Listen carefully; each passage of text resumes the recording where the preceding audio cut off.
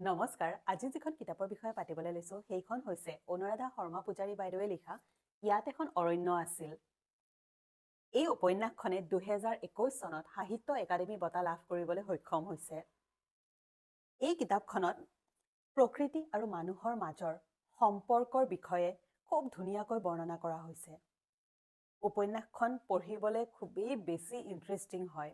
বিভিন্ন কাৰণত মানুহে যে অৰণ্যসমূহ পাহাৰ পৰ্বতসমূহত নিজৰ বসতি স্থান কৰিবলৈ আৰম্ভ কৰিছে, যাৰ ফলত জীৱ-জন্তুসকলৰ নিজৰ আশ্ৰয়স্থলী নোহোৱা হৈছে, তেওঁলোকৰ খাদ্য সংকটে দেখা দিছে, যাৰ ফলত বিভিন্ন সময়ত এই জীৱ-জন্তুসকলে মানুহৰ মাজত আহি উপদ্ৰৱ সৃষ্টি কৰিবলৈ ধৰিছে। আমি হয়তো পেপাৰে পত্ৰই পঢ়িবলৈও পাওঁ মাজে সময়ে। এই সকলোবোৰ বস্তু ইয়াত খুব ধুনীয়াকৈ বৰ্ণনা কৰা হৈছে। প্ৰকৃতিৰ লগত যে আমি সদায় মিলি চলিব লাগিব, সেই কথাটো আমি মানৱ সমাজে কেতিয়াও পাহৰি যাব নালাগে। প্ৰকৃতি আৰু মানুহৰ মাজৰ যি নিবিড় সম্পৰ্ক, সেই সম্পৰ্ক বজাই নৰখাৰ বাবে বৰ্তমান বিশুদ্ধ বায়ু আৰু পানীৰ বাবেও মানুহে সংগ্ৰাম কৰিবলগীয়া দিন আহি পৰিছে আৰু ভৱিষ্যতে হয়তো আৰু বেয়া দিন আহিবলৈ আছে। মানৱ জাতি এতিয়াই সজাগ হ'বলৈ হ'ল। কিতাপখনৰ মাজৰ পৰা মই কিছু অংশ পঢ়ি দিছোঁ।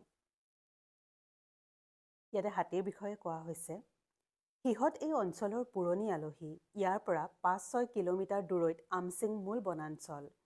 গোটেই আমচিং অৰণ্যখন মানুহে দখল কৰিছে। বনৰীয়া কলগছবোৰ হাতীয়ে খোৱা লতাবোৰ কাটি তহিলং কৰিলে। বনৰীয়া কলডিলবোৰ কলপুলিবোৰ আনি বেপাৰীবোৰে বজাৰত বিক্ৰী কৰেহি। হাতীৰ বাবে খাদ্য নাই। হাতীবোৰ তেতিয়া নামি আহি এই ঠাইৰ পথাৰবোৰৰ ধান খাবলৈ আৰম্ভ কৰিলেহি। এসময়ত পথাৰবোৰো শেষ হৈ ঘৰ হ'ল। বজাৰ হাট হ'ল। সিহঁত আগৰ দৰেই আহি থাকিল। দোকান ভাঙি চাউলপাত খাই, বজাৰত সোমাই লাও কোমোৰা যি পাই খায়। মানুহৰ বাৰীত সোমাই কল কুঁহিয়াৰ খায়। আজিলৈকে কিন্তু মহানগৰত মানুহ আক্ৰমণ কৰাৰ নজিৰ নাই। মানুহবোৰহে সিহঁতৰ প্ৰতি হিংসুক হৈ গৈছে, অথচ হাতীবোৰৰ খাদ্যৰ অধিকাৰো মানুহে কাঢ়ি লৈছে। আৰু অলপ পঢ়ি দিছোঁ, বৰ্তমান সময়ৰ কথা লিখা আছে ইয়াতে।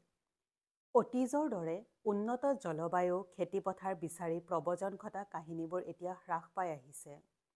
আন্তৰ্জাতিক সীমা বিবাদ, গৃহযুদ্ধ, ৰাজনৈতিক হেঁচাত বাধ্যতামূলক প্ৰব্ৰজন আৰম্ভ হৈছে। ধৰ্মৰ বাবে, জনসংখ্যা বৃদ্ধিৰ বাবে, কৰ্মসংস্থানৰ সন্ধানত প্ৰাকৃতিক দুৰ্যোগত মানুহ গাঁৱৰ পৰা চহৰ, চহৰৰ পৰা আন ৰাজ্য বা দেশলৈ বাধ্য হৈছে যাবলৈ। প্ৰাকৃতিক দুৰ্যোগবোৰো মানৱসৃষ্ট হ'বলৈ আৰম্ভ কৰিছে। ধনী দেশত যিমান প্ৰাচুৰ্য বাঢ়িছে, সিমানেই দুখীয়া দেশৰ পৰা মানৱ সৰবৰাহ বৃদ্ধি পাইছে। ভৃত্যৰূপে, বেশ্যাৰূপে। মানুহৰ অংগ প্ৰত্যংগৰো বেপাৰ বাঢ়িছে। সমগ্ৰ পৃথিৱী উদ্যোগ কাৰখানালৈ ৰূপান্তৰিত হৈছে। প্ৰেম, সহানুভূতি অঘৰী হৈছে। মানুহ কচাইখানাৰ মুৰ্গী, পঠা, ছাগলী হৈছে। বৰফ দি চালান দিয়া মাছবোৰ হৈছে।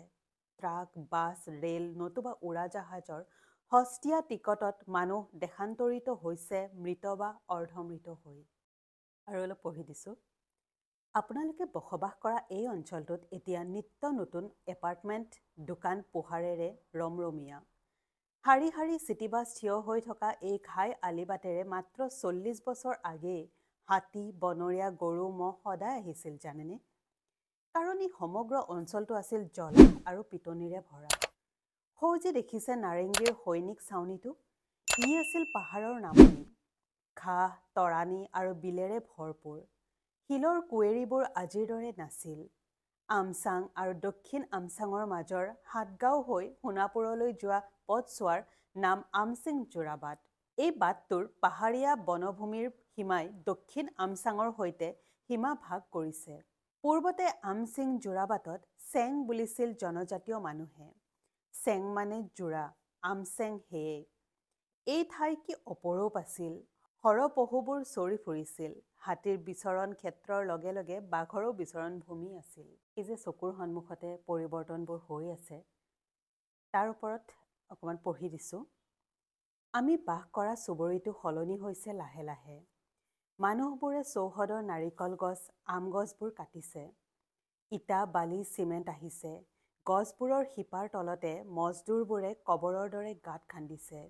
2-3 মহলীয়া ঘৰৰ ফাউণ্ডেশ্যনৰ গভীৰ গাঁতবোৰ। এটা ঘৰে নুজুৰে, দুটা ঘৰৰ প্ৰয়োজন হৈছে। কেতিয়াবা দুটা ঘৰেও নুজুৰা হৈছে।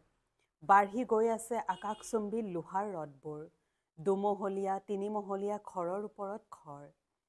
আকাংক্ষাৰ ডেউকা বাঢ়ি বিশাল ফিনিক্স পক্ষীলৈ ৰূপান্তৰিত হৈছে। মানুহবোৰে আগৰ দৰে কপৌ চৰায়ে বাহ লোৱাৰ কথা, ঘনচিৰিকাবোৰ কমি অহাৰ কথা নপতা হৈছে। খৰিকাজাই জবা ফুলৰ গছবোৰলৈ কলি অহাৰ সময়বোৰ পাহৰি যোৱা হৈছে। তাৰ ঠাইত ইটালিয়ান টাইলছ, নতুন ফাৰ্নিচিং, হাউচৰ পৰ্দা, এক্সচেঞ্জ অফাৰত গাড়ী আৰু অলংকাৰ সলনি কৰি লাভৱান হোৱাৰ সন্তুষ্টিবোৰ মুখে মুখে বিয়পি পৰিছে। গছ-লতাৰে ভৰি থকা সেউজ ঘন ছায়াৰে আৱৰা মোৰ চৌহদটো এইবোৰ দেখি শুনি ভয়ত তাপ মাৰিছে। কিমান দিনলৈ এই চৌহদৰ গছবোৰ থাকিব? মোৰ সন্তানৰ দিনলৈকে থাকিবনে? যদি সিহঁতেও এদিন কৈ উঠে, এই গছবোৰ অযথা জঞ্জাল, তাৰ সলনি ঘৰ সজাই ভাল। এক নিশ্চিত নিৰাপত্তা। নিৰাপত্তা, মানুহৰ এই নিৰাপত্তা প্ৰকৃতিৰ ওচৰত কিমান ক্ষুদ্ৰ।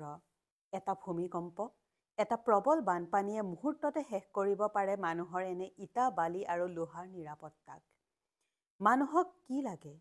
কিমান লাগে? নুবুজাকৈ আৰম্ভ হৈছে এক লক্ষ্যহীন যাত্ৰা। প্ৰকৃতিৰ ওপৰত লিখা এই কিতাপখন খুবেই বাস্তৱধৰ্মী। এই কিতাপখন পঢ়ি আপোনালোকে খুব ভাল পাব। যদি আপোনালোকে অলৰেডি পঢ়িছে কিতাপখন, কমেণ্টত মোক জনাব। আৰু এটা কথা, এই কিতাপখন উপহাৰ হিচাপে দিবলৈও খুব ধুনীয়া। আশা কৰোঁ আজিৰ ভিডিঅ'টো আপোনালোকৰ ভাল লাগিছে। আগলৈ এনেকুৱা ভিডিঅ' আনি থাকিম। তেতিয়ালৈ ভালে থাকক, হাঁহি থাকক। ধন্যবাদ।